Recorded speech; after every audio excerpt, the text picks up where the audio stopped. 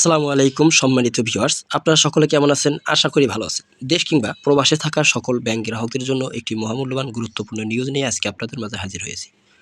ঝুঁকির মুখে বেসরকারি ব্যাংকিং খাত, সীমা ভেঙে ঋণ বিতরণ। ঝুঁকির মুখে বেসরকারি ব্যাংকিং খাত। সাধারণ ব্যাংকের ঋণ সীমা আমানতের সর্বোচ্চ 83%, কিন্তু বেসরকারি ব্যাংকগুলো দিয়েছে 94.10%। সরিয়া ব্যক্তি ব্যাংকের বিনিয়োগ সীমা 90.5, কিন্তু তারা দিয়েছে 121.80%।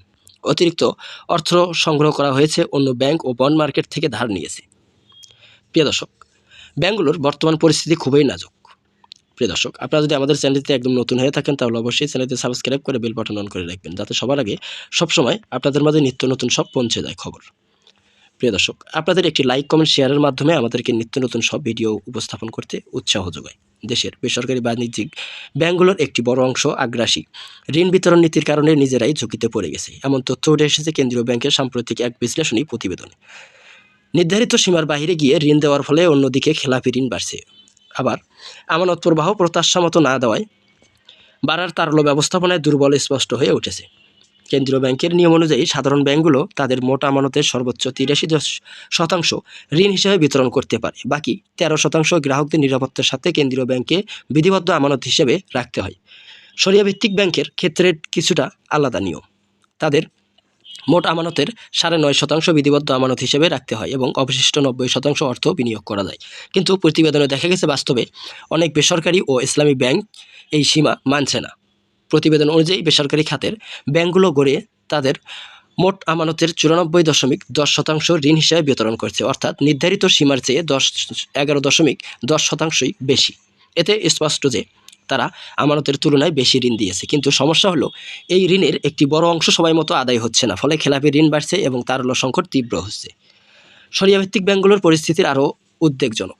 তারা মোট আমানতের তুলনায় 121.80% অর্থ বিনিয়োগ করেছে, অর্থাৎ নির্ধারিত সীমার চেয়ে 31.30% বেশি বিনিয়োগ করেছে। এই অতিরিক্ত অর্থ তারা সংগ্রহ করেছে অন্য ব্যাংক ও বন্ড মার্কেট থেকে ধার নিয়েছে। বাজার থেকে ধার করে ঋণ বিতরণের এমন নজির বেআইনি এবং অত্যন্ত ঝুঁকিপূর্ণ বলে প্রতিবেদনে উল্লেখ করা হয়েছে। ফলে এসব ব্যাংকের তারল্য সংকট বেশি এবং খেলাপি ঋণের চাপ দ্রুত বাড়ছে। শুধু বিধিবদ্ধ আমানত নয়, প্রতিদিনের লেনদেনের নিষ্পত্তির জন্য ব্যাংকগুলোর একটি নির্দিষ্ট পরিমাণ নগদ অর্থ নিজেদের কাছে রাখতে হয়, কিন্তু প্রতিবেদনে বলা হয়েছে অন্য ব্যাংক সেই প্রয়োজনীয় রিজার্ভও রাখেনি।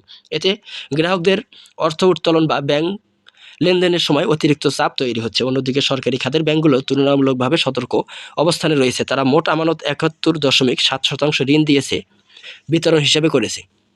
সরকারি বিশেষায়িত ব্যাংকগুলো বিতরণ করেছে 87%, যা সীমার মধ্যে। বিদেশি ব্যাংকগুলোর আরও রক্ষণশীল নীতি অনুসরণ করছে, মোট আমানতের মাত্র 55.30% ঋণ হিসেবে বিতরণ করেছে, এমন চিত্র উঠে এসেছে। সার্বিক দেশের ব্যাংকগুলো মোট আমানতের 86.90% ঋণ বা বিনিয়োগ হিসেবে বিতরণ করেছে, যা সামগ্রিক সীমার তুলনায় কম। তবে সমস্যা হচ্ছে কয়েকটি বেসরকারি ও ইসলামী ব্যাংকের আগ্রাসী ঋণ নীতির কারণে পুরো ব্যাংকিং খাতের উপর ঝুঁকি ছায়া পড়েছে। প্রতিবেদনে উল্লেখ করা হয়েছে, আওয়ামী লীগ সরকারের আমলে শরিয়া ব্যাংকগুলোর বেশিরভাগ একটি গ্রুপের দখলে চলে যায়। দখল প্রক্রিয়ার মাধ্যমে যেসব ব্যাংক লুটপাট অভিযোগ রয়েছে, একইভাবে কয়েকটি বেসরকারি ব্যাংক অনিয়ম এবং দখল কেন্দ্রিক কার্যক্রমের মাধ্যমে আর্থিক দুর্বলতা তৈরি হয়েছে। বিশ্লেষকদের মতে ঋণ বিতরণে নিয়ন্ত্রণহীনতা দীর্ঘমেয়াদে ব্যাংকিং খাতের স্থিতিশীলতার জন্য বড় হুমকি। তারল্য সংকট, খেলাপি ঋণ বৃদ্ধি এবং আমানতকারীদের আস্থাহীনতা, এই তিনটি বিষয় একসঙ্গে দেখা দিলে সংকট আরও গভীর হতে পারে। কেন্দ্রীয় ব্যাংক এই প্রতিবেদনে স্পষ্ট করে দিয়েছে, সীমা না মানলে ঝুঁকি শুধু একটি ব্যাংকের মধ্যে সীমাবদ্ধ থাকে না, তারা প্রভাব পড়ে পুরো আর্থিক অবস্থার উপরে।